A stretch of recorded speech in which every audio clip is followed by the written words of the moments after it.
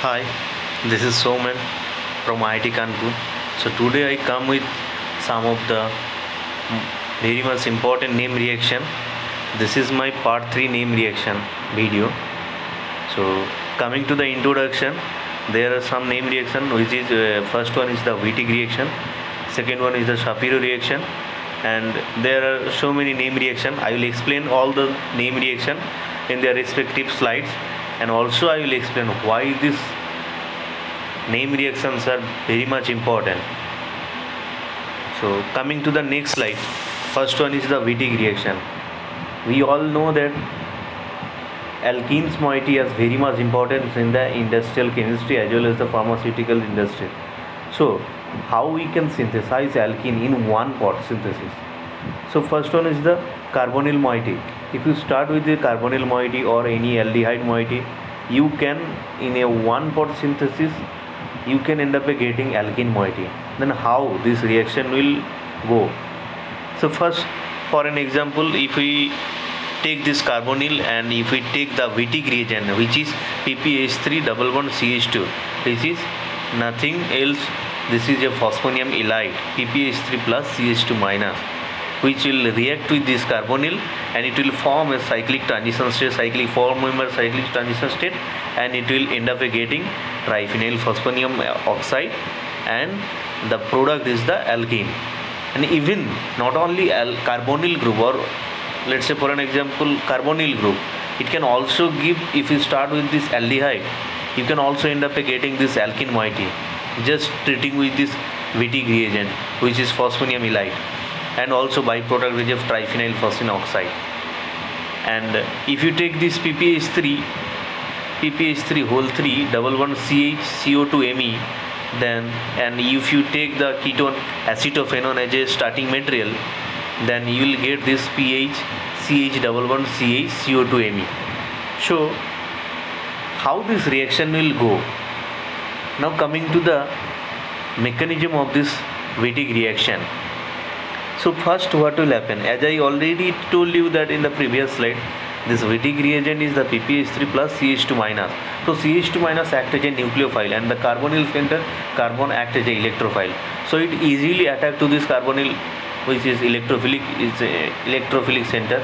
Then this O minus will form. Then it will form a cyclic oxaphosphetane cyclic intermediate 4-member. And we know that oxygen always has a tendency to form a bond with this phosphorus, and this is the driving force when the moment they will form this cyclic transition state, cyclic 4-member transition state, which is called intermediate. They have always tendency to form a phosphine oxide double bond, triphenyl phosphine oxide. This is, one can say, this is the driving force for this reaction to end up getting this alkene moiety and triphenyl phosphine oxide as a byproduct. So this is the mechanism of this reaction, and that's why this is the important name reaction where one can start with aldehyde or ketone and end up getting one alkene moiety. Now coming to the another name reaction, which is Shapiro reaction. So suppose if you start with a imine moiety, you can see in the box first line, this is imine moiety, and if you treat with this n-beta lithium with followed by any electrophilics, then we will end up getting this electrophilic center to this where the C double bond N bond was there, you can end up getting. Now coming to the mechanism of this reaction, in beta lithium we know that beta lithium, this is carbon act as a nucleophile as well as also base. Sometimes it acts as a base, sometimes it acts as a nucleophile, but it depends on the reaction. So here it acts as a base. Why? It's taking this proton. Now beta lithium Bu minus, it will take the proton from this NH moiety, then it will form the N minus. Now another proton is there, that's why we need two equivalent of beta lithium. Another proton is there which is attached to the two alkyl group. Then this proton will captured by the butyl minus, then it will form this, and then there will be one leaving group which is NTS, tosyl group, which is good leaving group, and it will go by this way, and the tosyl group will comes out from this reaction, and then followed by the removal of the nitrogen as a gas. Someone can end up getting C minus, where this imine bond was there from the beginning. Then if you treat it with any electrophilic electrophile, then we can end up getting this E as a electrophile center. So now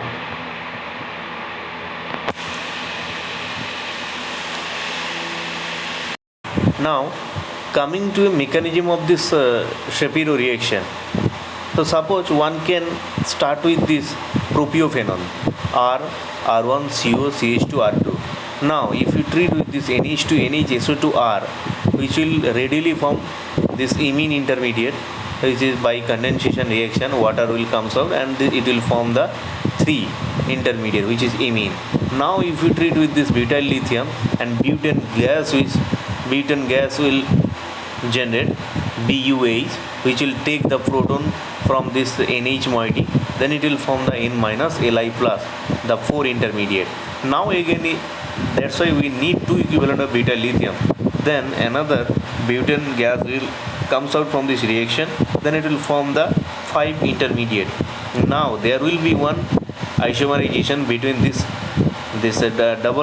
minus will comes out, and this C double bond N bond will break, and it will form the N double bond, and HO2R, which is a tosyl good living group, will comes out from this reaction. Now there will be, here is the most driving force is the N2 gas generation. Now we know that NN always has tendency to form a bond with triple bond formation. So that's why this is here it will form this C minus, and N2 will comes out. Then this C minus acts as a nucleophile. If you treat with any type of electrophile, you can end up getting this 8 intermediate, 8 as a product, where E can be any electrophile. This is the importance of this Shapiro reaction. Now coming to the next slide, where it is the Bamford-Stevens reaction. So suppose if you start with this imine type intermediate, and if you treat with any base, sodium methoxide, like sodium methoxide, you can end up getting alkene. So means this imine, from where it will come? So if you start with any internal ketone moiety, then we can end up getting alkene moiety, internal alkene only, from this Bamford-Stevens reaction. Now coming to the example of this synthetic application of this Bamford-Stevens reaction. So this is the isoclavvucarine. This is one of the natural products. So to synthesize this molecule, one have used this procedure, synthetic procedure, Bamford-Stevens reaction. So someone have started, so one can started this ketone moiety with this NH2NH trish, and if you treat with this KH 4 equivalent and sodium hydride 3 equivalent and methanol and lithium hydroxide, you can end up getting this internal alkene. As I already told you, if you start with this internal ketone, then you can end up getting, using this Bamford-Stevens reaction procedures, you can end up getting alkene, internal alkene. They have used this procedure, they have used this synthetic procedure to get this isoclavvucarine molecule, natural products. Now coming to the another important, this is very much important in this organic chemistry.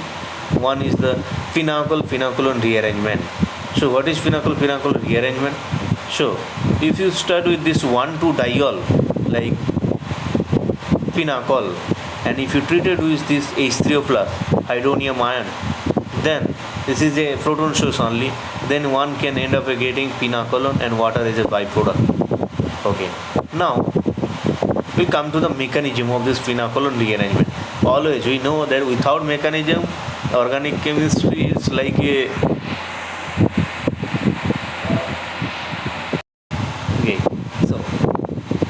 We all know that organic reaction is like that. If you do not have the proper mechanism of this reaction, it's not acceptable. Now coming to the mechanism of this pinnacle rearrangement, the protonation of the hydroxyl group by the acid, the hydroxonium ion, the proton source, which have always a not good tendency to comes out from this reaction, means which hydroxyl group has not that much leaving aptitude. So we need to have we need at least one proton source to increase the leaving aptitude of this hydroxyl group. Then it will form the OH2 plus. Now removal of water from the compound to form a carbocation. So this reaction going via a stable carbocation intermediate. Now water will come out from this reaction and it will form the a stable carbocation. Then the step 3, where what will happen? Another shifting of the methyl group to the positively charged carbon. Then why it will happen? Because if this CH3 group will go to shift to this carbonyl carbocationic center, then it will generate the C plus, where the OH group is there. Now deprotonation of the oxygen which bonded to the carbon, it will then generate the ketone moiety, which is known as the pinacolon moiety. Okay, now coming to the another important reaction, this is the benzene benzylic acid rearrangement. So someone, if you start with this benzyl intermediate, then means pH, CO, CO, pH. Step 1 is the OH minus will attack to this carbonyl, one of the carbonyl center. Then O minus will happen and O minus OH will be there. Then O minus again it will come back and it will form the C double bond O. Then there will be a shifting of this one of the pH to this another carbonyl center. Then that will form the C double OH and O minus, which will take this proton from the water molecule H3 plus molecule in the step 2, and the proton transfer occurs. Then we can end up getting PH2 CHOH COOH, benzylic acid rearrangement. This is called benzylic acid rearrangement. Now coming to the most important reaction, this is the B.Sc rearrangement. This is like a ring compression reaction. If you start with this like a 6-member ring, where you can end up getting this 5-member ring. That's why this is most important. Why? If you start with this cyclohexanon, and you will end up getting this cyclopentane carboxylic acid. That's why this is most important. And if you treat with the sodium hydroxide, it will get this, you will get this product cyclopentane carboxylic acid. Now coming to the mechanism of this B.Sc rearrangement. So suppose in the presence of the sodium hydroxide, it will take the most acidic proton of this carbon adjacent to the carbonyl center. Then it will form the OC minus and it will attack to the Cl, where Cl minus will comes out from this reaction, and it will form this cyclopropanone type intermediate, where OH minus in the there in situ reaction, it will attack to this carbonyl moiety and it will form the C double bond O minus and OH. Now this three-member ring will open up and it will form the 5-member COOH, and it will followed by the protonation from the water. One can end up getting cyclopentane carboxylic acid. Okay, now coming to the another important reaction, this is the Beckmann rearrangement. So if you start with this any type of ketone and you treat it with this ammonium hydroxide NH2OH, you will get thus oxime. Then followed by acid work up and heated, you will get amide type molecules. Now suppose for an example, let's say for an example, if you start with the cyclohexanon, if you treat with this NH2OH hydroxylamine, then you will get the cyclohexanoxime. Then we just treat with this institution for any H plus source, then we can end up getting caprolactam. Okay, now coming to the mechanism of this Beckmann rearrangement. So first what will happen? Okay, first we know that if you start with this ketone and hydroxylamine, the just condensation will occur and water will come out and it will form the C double bond NOH. Now this OH will take this proton source. As I already told you, we need any proton source, then it will take this H plus ion, H plus proton source, then it will form the OH2. Now it is a good leaving group. It can easily remove from this reaction. Now one need to, if this OH2 will leave from this nitrogen center, one need to comes to this vacant position of this nitrogen. Now what will happen? This Cr bond will break. Now it will form the C triple bond N, and nitrogen lone pair is there, it will attack to this R1. Now it will form the R2 C triple bond N plus R1. Now nitrogen, if nitrogen is positive charge, nitrogen have always tendency to get a neutral position in the molecular system. Now if this triple bond, one of the bond will comes out to this to neutralize this N plus bond, then there will be a electrophilic center to the carbonyl moiety. Now always in water is there in this reaction mixture, then water will attack to this C double bond N, where carbon act as a electrophile, then it will form the, followed by the deprotonation, it will form the COH double bond NR, then followed by the tautomerization, one can end up getting this amide moiety. This is the mechanism of this Beckmann rearrangement. Okay, now coming to the another important reaction, it is dienone phenol rearrangement. So if you start with this cyclohexanone, 1,2 cyclohexanone, and if you treat with this H plus any protonic source, you will get the aromatized product with alcohol, with phenol type molecule. Okay, so now coming to the mechanism of this dienone phenol rearrangement. So if you start with this cyclohexanone with treated with this protonic source, then first this proton oxygen will take this proton and you will get this intermediate C plus OH. Now one of the R group will shift to this adjacent carbon to stabilize this carbocation moiety.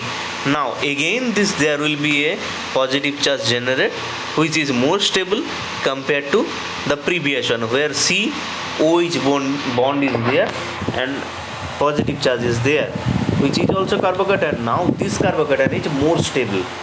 Now followed by deprotonation, one can end up getting aromatized product. So if you start with this dearomatized product, if you start with the dearomatized starting material, one can end up getting aromatized product with the help of this dienone phenol rearrangement. Okay, now coming to the another important name reaction, which is Baeyer-Villiger oxidation. So what is Baeyer-Villiger oxidation? So one can start with this. One can think how in a one pot synthesis, if you start with this ketone and you can end up getting ester moiety in one pot. Is it really possible? Yes, it is possible if you go via Baeyer-Villiger oxidation. So you need to start with any ketone and you have to treat it with the peroxyacid in the presence of any acidic source. Then you can end up getting ester molecule, where another oxygen will comes from this peroxyacid. Let's say for an example, if you start with this cyclobutanone, and if you treat it with this peroxyacid in the presence of the any acidic source, then you can get the lactone. This is also cyclic ester molecule. You are also getting this ester molecule. Again, here is a ring expansion from the 4 member to 5 member, and also you are getting this cyclic ester molecule. So now coming to the example of this, another example of this Baeyer-Villiger oxidation. So if you start with this cyclohexanone and if you treat it with this acetic acid, in the presence of the acetic acid, you will get this caprolactone. So in the Beckmann rearrangement, we are getting caprolactam, and here with the help of this also, there are also we are using this cyclohexanone, but we are getting lactam molecule. but here you will get lactone in the with the help of this wire vinegar oxidation. Okay, now coming to the mechanism of this wire vinegar oxidation. So first, if you start with this ketone moiety, and you have in another hand this peroxy acid. Now one of the oxygen which is nucleophilic enough due to this alpha effect. Why it? Okay, coming to the alpha effect. If two nucleophilic if suppose in a molecule where two oxygen is there in the just adjacent to the another oxygen, so they have always tendency to increase their nucleophilicity. Then this oxygen molecule act as a one of the oxygen, its terminal oxygen molecule act as a nucleophile, and it will attack to this any of the electrophilic center of this carbonyl molecule, which is carbon is a electrophilic center, and it will attack to this carbonyl moiety, and where O minus will take this proton of this acidic source.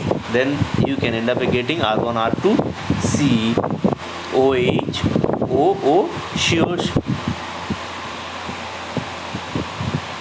CF3. Now OCO CF3, which is act as a good leaving group. So what will happen? So first this it will comes out from this reaction, and this R1 or R2, which have the most migratory aptitude, which have the more migratory aptitude, it will come to the oxygen atom, then OO bond will cleave. So here in this mechanism I have shown that R2 has a greater migratory aptitude compared to R1. So that's why R1 is still there to that carbon center only, but R2 have shifted to the oxygen molecule, and will generate, if any of the alkyl group will comes out from this reaction from this carbon center, then definitely there will be one electrophilic center to this carbon moiety, and then followed by deep protonation, will end up getting this ester moiety. Okay, so now comes with the last of this name reaction, part 3 name reaction. This is the Diels-Schneider reaction. So in this Diels-Schneider reaction, you have to have one diene moiety as well as the dienophile moiety. Means diene moiety, it's act as a homo, and dienophile it there should be one LUMO. So in this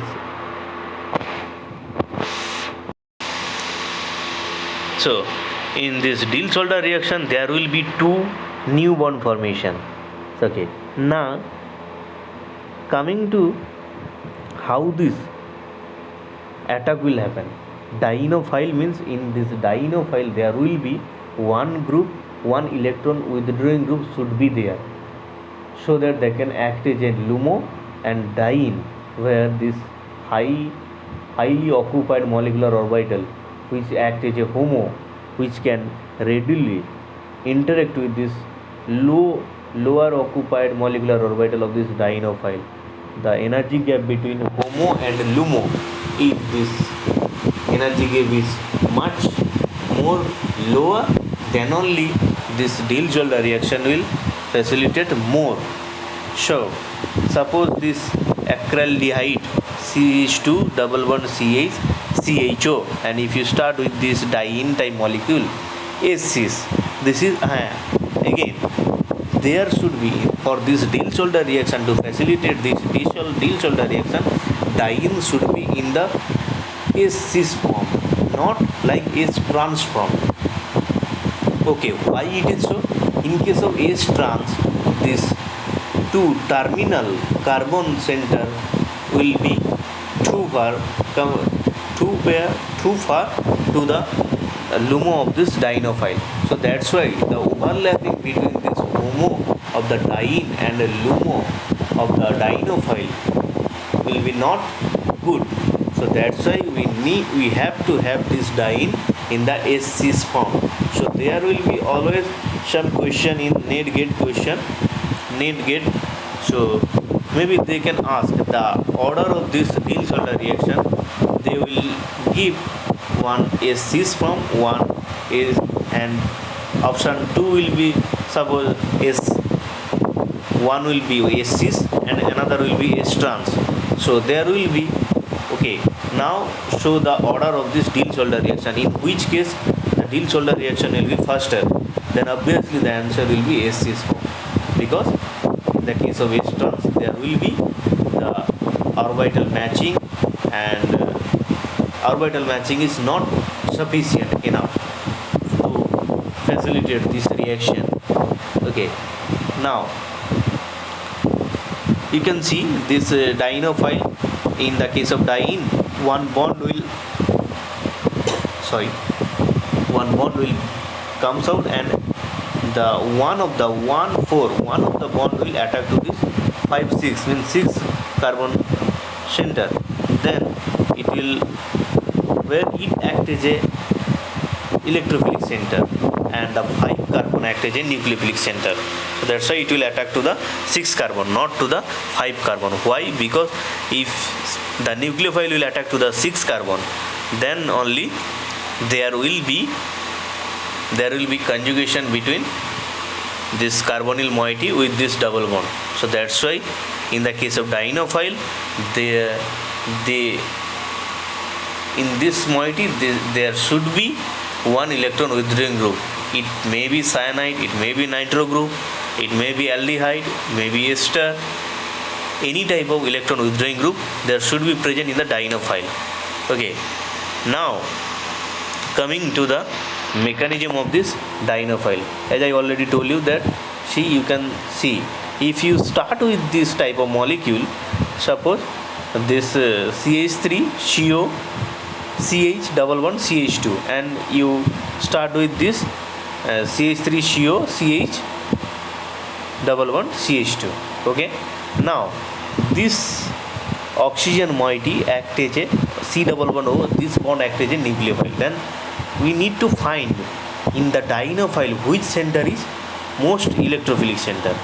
Then this alpha beta unsaturated, beta carbon is the most electrophilic center, then it will attack to that center only.